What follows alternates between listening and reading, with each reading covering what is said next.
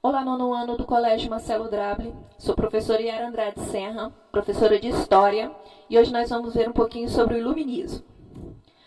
Antes de entrarmos propriamente no assunto, nós temos que saber quais são os pontos que foram criticados pelos filósofos iluministas. Um deles vai ser o absolutismo. O que era o absolutismo? Bom, o absolutismo foi o processo de centralização política das monarquias na época da Idade Média. As principais características do absolutismo foi a ausência da divisão dos três poderes, ou seja, não existia o poder executivo, legislativo, judiciário. Todo o poder estaria então centrado na mão do rei, e a política econômica da época era o mercantilismo, conforme nós veremos a seguir.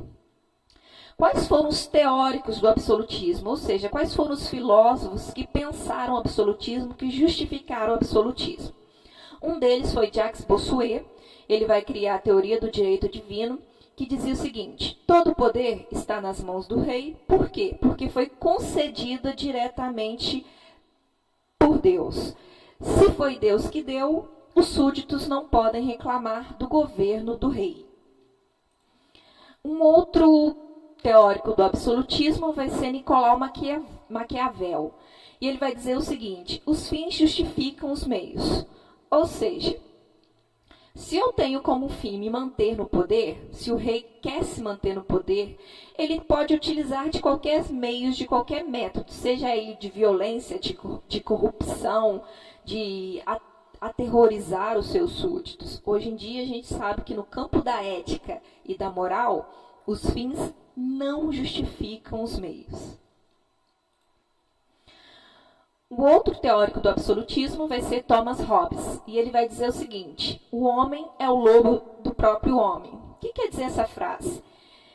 Que o homem nasce mal e que ele precisa de uma pessoa ou de uma instituição para conter essa maldade humana. Para Hobbes, quem conteria essa maldade humana seria Leviatã. Leviatã é até o nome da obra que ele escreve. E esse Leviatã era o Estado. Para quem não sabe também, fazendo uma comparação, Hobbes ele vai tirar essa ideia do Leviatã da Bíblia, né, de Jó, porque Leviatã na Bíblia é um monstro todo poderoso que impunha o medo nas pessoas.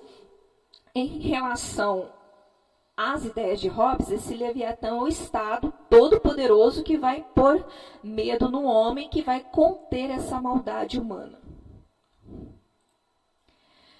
O símbolo mor do absolutismo vai ser o rei Luís XIV. A frase mais famosa dele é a seguinte: o Estado sou eu. Ou seja, todo o poder está na mão dos reis, os súditos não podem reclamar, não há outros poderes para limitar o poder do rei, não há poder executivo, legislativo, judiciário. Ou seja, o rei pode fazer tudo o que bem entender.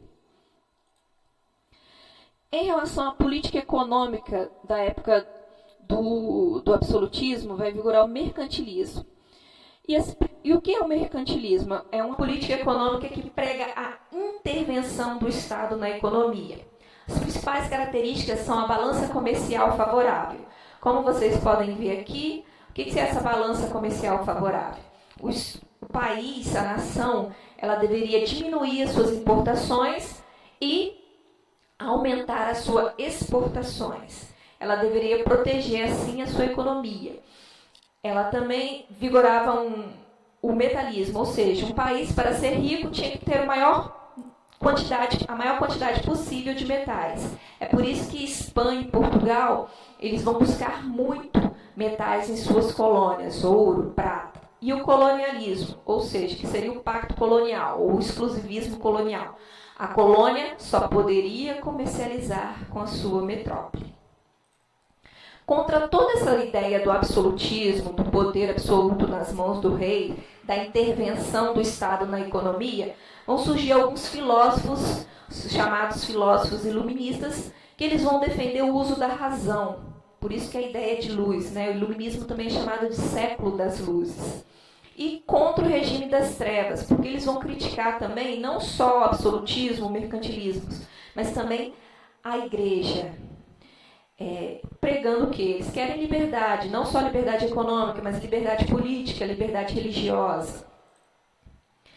Além dos filósofos iluministas, que nós vamos ver daqui a pouco, um grupo que vai apoiar o iluminismo vai ser a burguesia. Por que a burguesia? A burguesia, como vocês estão vendo aqui, são os comerciantes. Naquela época, ao contrário dos dias de hoje, a burguesia não tinha poder. Ela não tinha poder político, ela só tinha poder econômico, porque ela está se enriquecendo.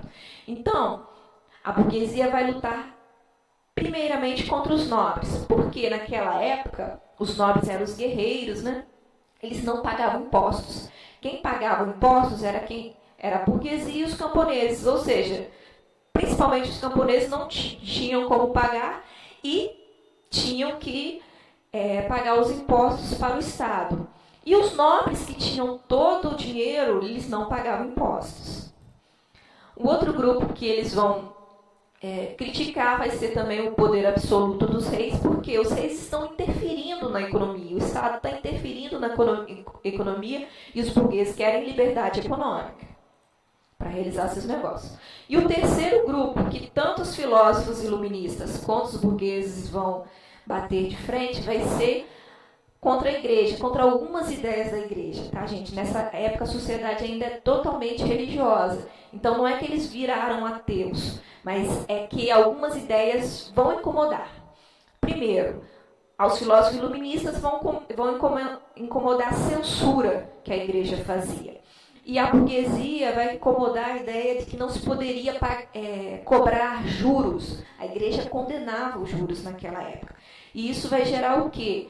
Uma crítica tanto da burguesia quanto dos filósofos iluministas.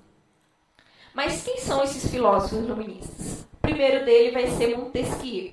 E a primeira ideia dele, a principal ideia dele, vai ser a divisão dos três poderes. Por quê? A ideia era diminuir o poder do rei. Como é que eu diminuo o poder do rei? Criando o poder legislativo, executivo e judiciário, ou seja, para limitar esse poder absoluto dos reis. Voltaire.